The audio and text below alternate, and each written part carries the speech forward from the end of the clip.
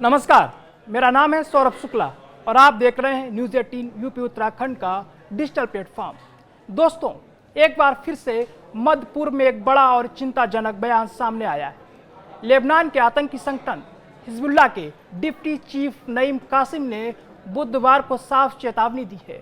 अगर इजराइल ने गाजा और लेबनान जैसे इलाकों में सक्रिय आतंकी गुटों को हरा दिया तो उसके बाद अगला निशाना होंगे तेल से मालामाल खाड़ी देश।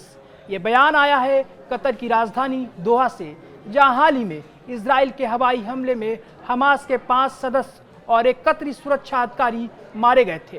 कासिम ने सीधे शब्दों में कहा, हम कतर के साथ हैं, हमें फिलिस्तीन प्रतिरोध के साथ हैं और अगर इजराइल ने हमें हराने की कोशिश की तो ये मत समझिएगा कि आप बचे रहेंगे।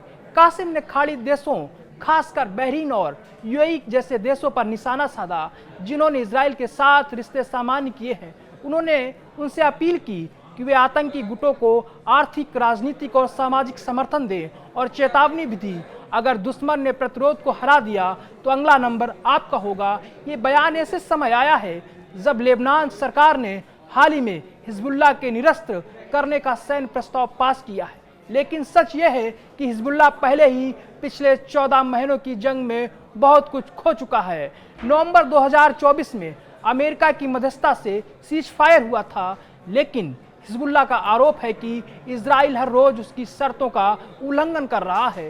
लगातार एयर स्ट्राइक जिनमें उनके सदस्य मारे जा रहे हैं। तस्वीर बहुत भयावह है। इस जंग में अब तक लेबनान में 4000 से ज़्यादा लोग मारे गए, जिनमें सैकड़ों आम नागरिक थे। 11 अरब डॉलर का नुकसान।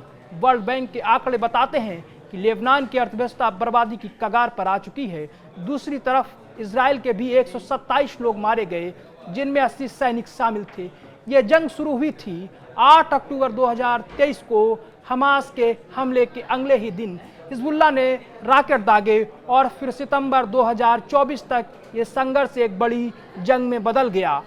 सवाल यही है, क्या ये चेतावनी एक नया तूफान बनकर उभरेगी या फिर मध्य पूर्व एक और विनाशकारी युद्ध से बच पाएगा? ये ताहाल मध्य पूर्व की एक उस भूचाल का जिसकी गूंज शायद आने वाले दिनों में पूरी दुनिया सुनने वाली है।